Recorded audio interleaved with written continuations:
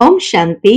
आज 11 जनवरी 2023 के बाबा के अनमोल मधुर महावाक्य सुनेंगे। आज की मुरली में बाबा हमें पुनः याद की यात्रा में रहने के लिए प्रेरित कर रहे हैं। बाबा कहे ये लंबी मुसाफरी है और जितना बाबा की याद में रहेंगे सहज उसको पार कर सकेंगे, लेकिन उसके लिए एक बात से कुर्बान जाना चाहिए। और वो कौन सी एक बात है जिसको कुर्बान करना है? तो बाबा कहे देह अभिमान को कुर्बान करो। जितना देह अभिमान को कुर्बान करेंगे याद सहज हो जाएगी और एक की याद में रहना आसान होगा। भक्ति मार्ग में बार बार गाए, वारी जाऊं मैं कुर्बान जाऊं। तो बाबा कहे अभी ये समय है भगवान पर कुर्बान जाने का, अर्थात अपने देह अभिमान को कुर्बान करने का और श्रीमत पर चल अपने जीवन को श्रेष्ठ बनाना है। तो सुनते हैं बाबा के मधुर महावाक्य। ओम शांति। मीठे बच्चे, बुद्धि का योग बाप से लगाते रहो तो लंबी मुसाफरी को सहज ही पार कर लेंगे। आज की मुरली से प्रश्न है, बाप पर कुर्बान जाने के लिए किस बात का त्याग जरूरी है? उत्तर, देह अभिमान का। देह अभिमान आया तो मरा, व्यभिचारी हुआ, इसलिए कुर्बान होने में बच्चों का हृदय विदीर्ण होता है। जब कुर्बान हो गए तो उस एक की ही याद रहे, उन पर ही बलिहार जाना है, उनकी ही श्रीमत पर चलना है। आज की मुरली से पहले गीत बजा है, रात के राही थक मत जाना, सुबह की मंजिल दूर नहीं। ओम शांति।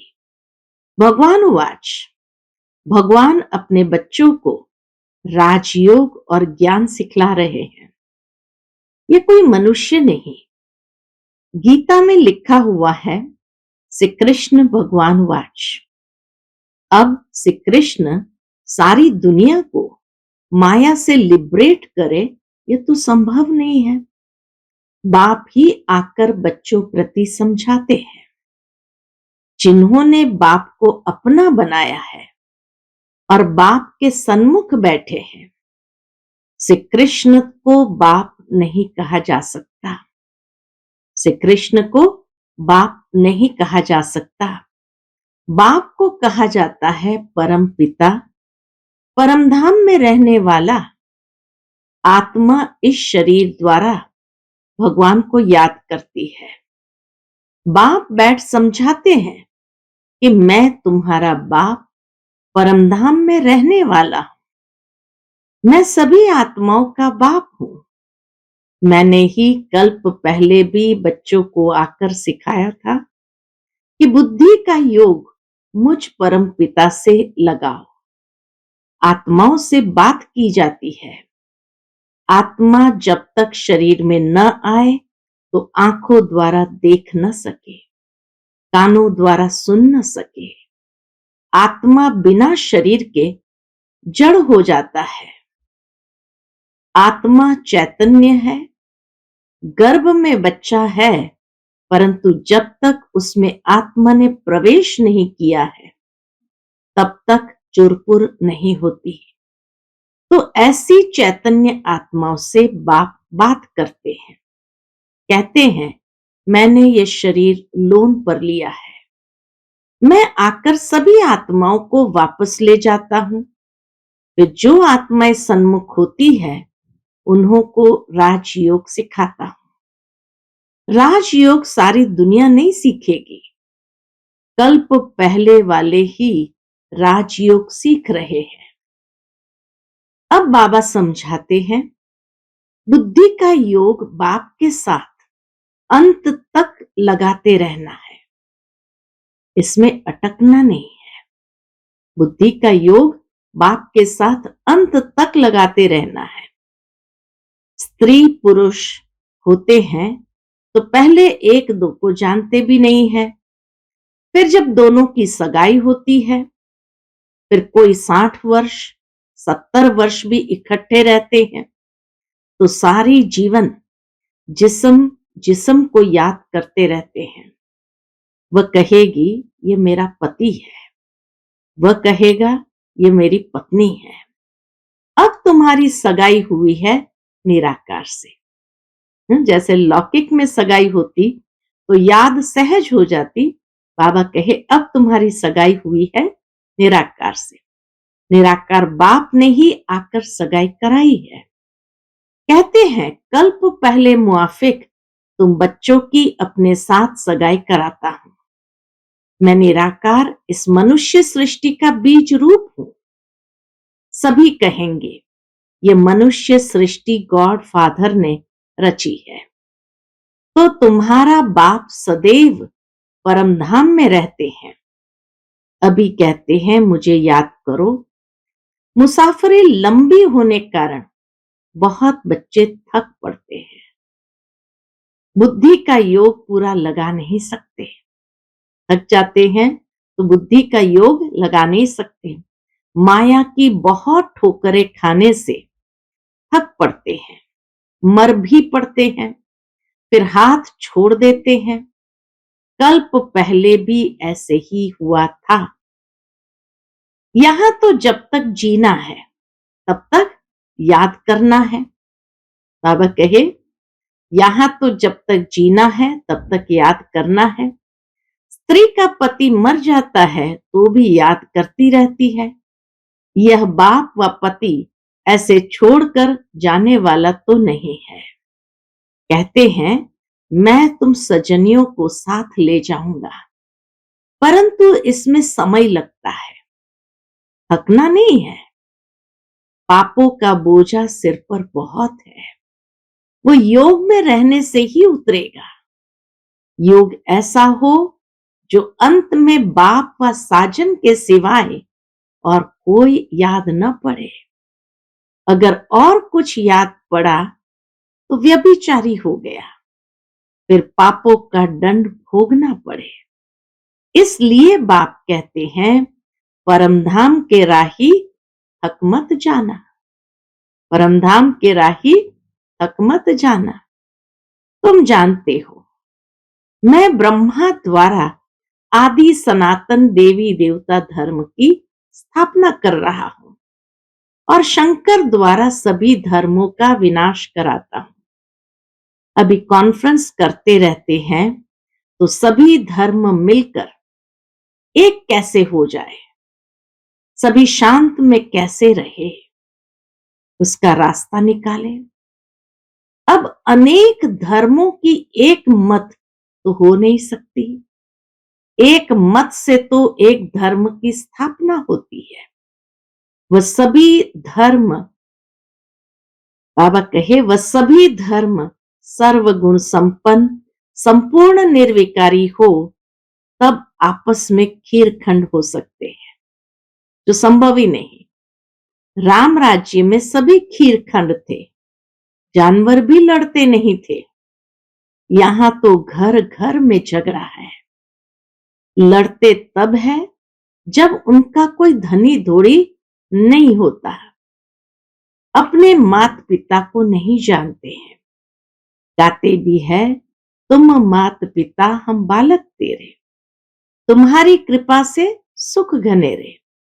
सुख घनेरे तो अभी है नहीं, तो कहेंगे माता पिता की कृपा नहीं है। बाप को जानते ही नहीं तो बाप कृपा कैसे करे। फिर टीचर के डायरेक्शन पर चले तब कृपा हो। वह तो कह देते सर्वव्यापी है, तो कौन कृपा करे और किस पर करे। कृपा लेने वाला और करने वाला दोनों चाहिए। स्टूडेंट पहले तो आकर टीचर के पास पढ़े, ये कृपा अपने ऊपर करे। पढ़ाई पढ़ना बाबा कहे ये है अपने ऊपर कृपा करना, फिर टीचर के डायरेक्शन पर चले। पुरुषार्थ कराने वाला भी चाहिए। ये बाप भी है, टीचर भी है, तो सतगुरु भी है। उनको परम पिता, परम शिक्षक, परम सतगुरु भी कहा जाता है। बाप कहते हैं मैं कल्प कल्प यह स्थापना का कार्य कराता हूं, पतित दुनिया को पावन दुनिया बनाता हूं। वर्ल्ड ऑलमाइटी अथॉरिटी है ना, तो वर्ल्ड अथॉरिटी का राज्य कायम करते हैं। सारी सृष्टि पर एक ही लक्ष्मी नारायण का राज्य था। उन्हों की ऑलमाइटी अथॉरिटी थी। वहां कोई लड़ाई झगड़ा कर न सके। वहां माया है ही नहीं। है ही गोल्डन एज, सिल्वर एज, सतयुग त्रेता दोनों को स्वर्ग अथवा वैकुंठ कहेंगे। सभी गाते भी है। क्या गाते हैं? चलो वृंदावन भजो राधे गोविंद। जाते तो कोई है नहीं, सिर्फ याद जरूर करते हैं, भजन गाते हैं। अब तो माया का राज्य है, सभी रावण की मत पर है। देखने में तो बड़े बड़े मनुष्य अच्छे आते हैं, बड़े बड़े टाइटल मिलते हैं, थोड़ी जिस्मानी हिम्मत दिखाते हैं, व अच्छा कर्म करते हैं तो टाइटल मिलते हैं। कोई को डॉक्टर ऑफ फिलॉसफी, कोई को क्या, ऐसे ऐसे टाइटल्स देते रहते हैं। अभी तुम तो हो ब्राह्मण, बरोबर भारत की सर्विस में हो। तुम दैवी राजधानी स्थापन कर रहे हो। जब स्थापना हो जाएगी तब तुमको टाइटल्स मिलेंगे। सूर्यवंशी राजा रानी, चंद्रवंशी राजा रानी, फिर तुम्हारा राज्य चलेगा। वहां कोई को टाइटल नहीं मिलता। वहां दुख की कोई बात ही नहीं। जो कोई का दुख दूर करे वह बहादुरी दिखाए। जो टाइटल मिले, जो रस्म रिवाज यहां होती है वह वहां नहीं होती। न लक्ष्मी नारायण इस पतित दुनिया में आ सकते हैं। इस समय कोई भी पावन देवता नहीं है। यह है ही पतित आसुरी दुनिया। अनेक मत मतांतर में मूंझ गए हैं।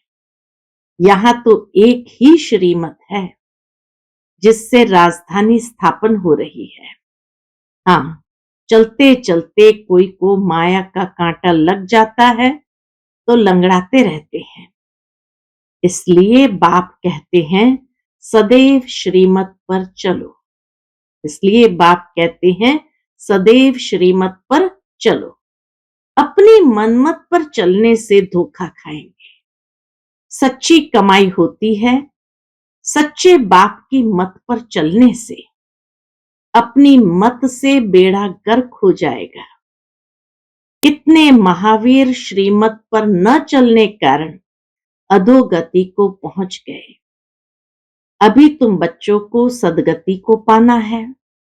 श्रीमत पर न चला और दुर्गति को पाया तो फिर बहुत पश्चाताप करना पड़ेगा। बाबा कहे श्रीमत पर न चला और दुर्गति को पाया तो फिर बहुत पश्चाताप करना पड़ेगा। फिर धर्मराजपुरी में शिव बाबा इस तन में बैठ समझाएंगे कि मैंने तुमको इस ब्रह्मा तन द्वारा इतना समझाया, पढ़ाया, कितनी मेहनत की। तुमने निश्चय पत्र लिखे कि श्रीमत पर चलेंगे, परंतु नहीं चले। श्रीमत को कभी नहीं छोड़ना चाहिए। कुछ भी हो बाप को बताने से सावधानी मिलती रहेगी। कांटा लगता ही तब है जब बाप को भूलते हैं। बच्चे सदगति करने वाले बाप से भी 3 कोस दूर भागते हैं। बाबा कहे बच्चे सदगति करने वाले बाप से भी 3 कोस दूर भागते हैं। गाते भी है, एक तरफ गाते भी है, वारी जाऊं कुर्बान जाऊं, परंतु किस पर? ऐसे तो नहीं लिखा है सन्यासी पर वारी जाऊं, व ब्रह्मा विष्णु शंकर पर वारी जाऊं, व श्री कृष्ण पर वारी जाऊं। कुर्बान जाना है परम पिता परमात्मा पर, कोई मनुष्य पर नहीं। वर्षा मिलता है बाप से, बाप बच्चों पर कुर्बान होता है। ये बेहद का बाप भी कहते हैं, मैं कुर्बान होने आया हूं। परंतु बाप पर कुर्बान होने में बच्चों का हृदय कितना विदरण होता है। देह अभिमान में आया तो मरा, व्यभिचारी हुआ, याद उस एक की रहनी चाहिए, उन पर बलिहार जाना चाहिए। अब नाटक पूरा होता है, अब हमको वापस जाना है। बाकी मित्र संबंधी आदि तो सब कब्र दाखिल होने वाले हैं। बाकी कहे बाबा, बाकी मित्र संबंधी आदि तो सब कब्र दाखिल होने हैं, उनको क्या याद करेंगे। इसमें अभ्यास बहुत चाहिए, याद में अभ्यास बहुत चाहिए। गाया भी हुआ है, चढ़े तो चाखे अमृत रस और गिरे तो चकनाचूर। जोर से गिरते हैं तो पद गंवा देते हैं। ऐसे नहीं स्वर्ग में नहीं आएंगे, परंतु राजा रानी बनने और प्रजा बनने में फर्क तो है ना। यहां का भील भी देखो, मिनिस्टर भी देखो, फर्क है ना। इसलिए पुरुषार्थ पूरा करना है। बाबा कहे इसलिए पुरुषार्थ पूरा करना है। कोई गिरते हैं तो एकदम पतित बन जाते हैं, श्रीमत पर चल नहीं पाते तो माया नाक से पकड़ एकदम गटर में डाल देती है। बाप दादा का बनकर फिर ट्रेटर बनना, गोया उनका सामना करना है। बाप दादा का बनकर फिर ट्रेटर बनना, गोया बाबा का सामना करना है। इसलिए बाप कहते हैं, क्या कहते हैं, कदम कदम संभल कर चलो, कदम कदम संभल कर चलो। अब माया का अंत होने वाला है, तो माया बहुतों को गिराती है। इसलिए बच्चों को खबरदार रहना है। रास्ता जरा लंबा है, पद भी बहुत भारी है। अगर ट्रेटर बना तो सजा भी भारी है। जब धर्मराज बाबा सजा देते हैं तो बहुत रड़ियां मारते हैं, जो कल्प कल्प के लिए कायम हो जाती है। फिर वो रड़ियां कल्प कल्प के लिए कायम हो जाती है। माया बड़ी प्रबल है। थोड़ा सा भी बाप का डिसरिगार्ड किया तो मरा। मुख्य बात है बाबा का दिल से रिगार्ड रखना। गाया हुआ है, सतगुरु का निंदक ठौर न पाए। कामवश क्रोधवश उल्टे काम करते हैं, गोया बाप की निंदा कराते हैं और दंड के निमित्त बन जाते हैं। अगर कदम कदम पर पद्मों की कमाई है तो पद्मों का घाटा भी है। कितनी सुंदर बात बाबा ने सरलता से समझाई कि अगर कदम कदम पर पद्मों की कमाई है तो पद्मों का घाटा भी है। अगर सर्विस से जमा होता है तो उल्टे विकर्म से ना भी होती है। बाबा के पास सारा हिसाब रहता है। अब सन्मुख पढ़ा रहे हैं, अभी बाबा सन्मुख पढ़ा रहे हैं तो सारा हिसाब जैसे उनकी हथेली पर है। बाबा के पास तो सभी का हिसाब जैसे हथेली पर है। बाप तो कहेंगे, शल कोई बच्चा शिव बाबा का डिसरिगार्ड न करे। बहुत विकर्म बनते हैं, यज्ञ सेवा में हड्डी हड्डी देनी पड़ती है। दधीची ऋषि का मिसाल है ना, उनका भी पद बनता है। दधीची ऋषि का मिसाल है, हड्डी हड्डी स्वाहा किया, तो बाबा कहे उसका भी पद बनता है। नहीं तो प्रजा में भी भिन्न भिन्न पद है। प्रजा में भी नौकर चाकर सभी चाहिए। बल वहां दुख नहीं होगा, परंतु नंबरवार पद तो है ही। दुख भले नहीं है लेकिन नंबरवार पद तो है ही। अच्छा, मीठे मीठे सिकिलते बच्चों प्रति माता पिता बाप दादा का याद प्यार और गुड मॉर्निंग। रूहानी बाप की रूहानी बच्चों को नमस्ते। हम सब रूहानी बच्चों की रूहानी माता पिता बाप दादा को याद प्यार, गुड मॉर्निंग और नमस्ते। नमस्ते। शुक्रिया बाबा, शुक्रिया। आज की मुरली से धारणा के लिए मुख्य सार है। पहली पॉइंट, याद की यात्रा में थकना नहीं है। ऐसी सच्ची याद का अभ्यास करना है जो अंत समय में बाप के सिवाय कोई भी याद न आए। दूसरी पॉइंट, सच्चे बाप की मत पर चल सच्ची कमाई करनी है। अपने मन मत पर नहीं चलना है।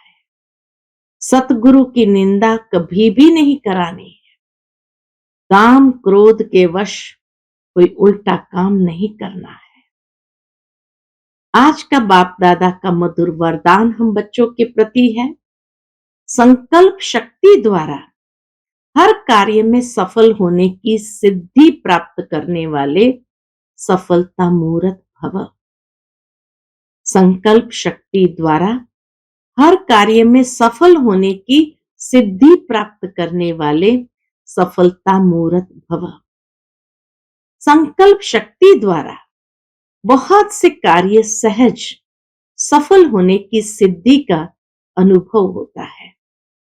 जैसे स्थूल आकाश में भिन्न भिन्न सितारे देखते हो, ऐसे विश्व के वायुमंडल के आकाश में चारों ओर सफलता के चमकते हुए सितारे तब दिखाई देंगे जब आपके संकल्प श्रेष्ठ और शक्तिशाली होंगे।